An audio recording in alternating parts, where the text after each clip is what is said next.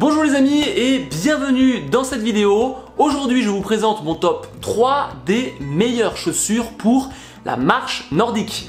Ce sont vraiment 3 modèles que j'adore et qui pour moi sont vraiment sortis du lot de toutes les paires de chaussures que j'ai pu tester depuis des années. Alors par souci de transparence, je tiens à préciser que je ne suis sponsorisé par aucune de ces marques. Je suis donc libre de dire ce que je veux. Et bien sûr, ça n'est que mon avis personnel. Et si vous désirez acquérir l'une de ces chaussures après avoir visionné cette vidéo et de soutenir mon travail par la même occasion, eh bien vous trouverez en description de cette vidéo des liens affiliés qui vous permettront d'acheter directement les chaussures. Vous ne payerez absolument pas plus cher et grâce à vous, une petite commission sera reversée à la chaîne YouTube. Ceci étant dit, ne perdons pas plus de temps et commençons ce top 3.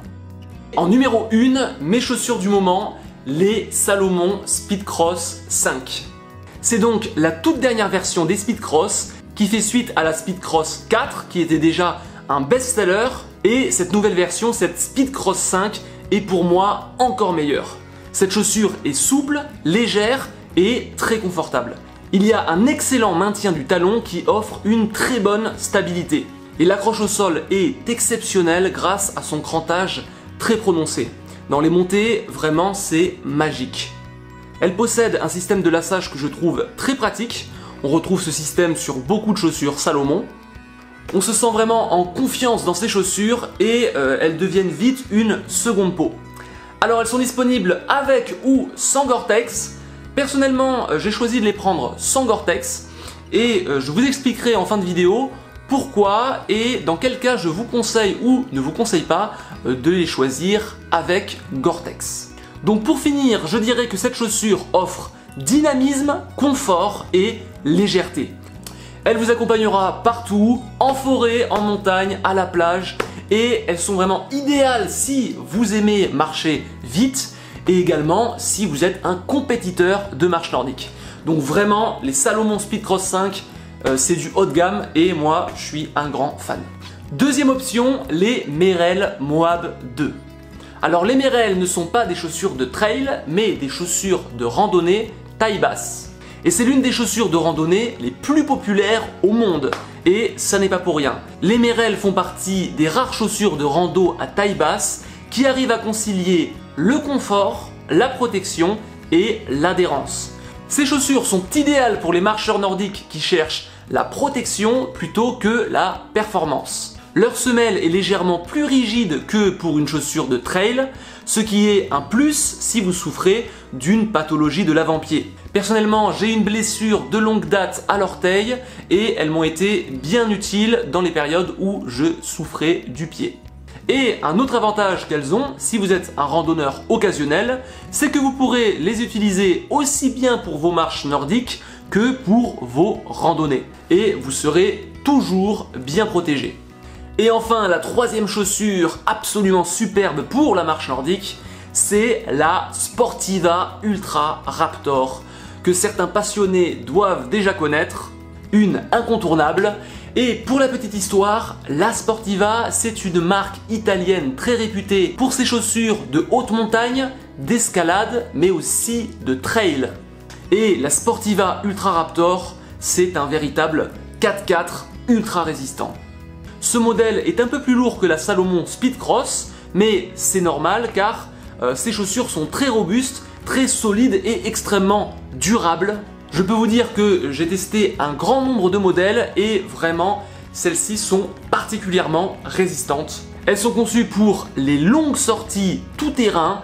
Elles sont également un peu plus rigides que les Salomon, mais encore une fois c'est normal venant d'une chaussure très robuste.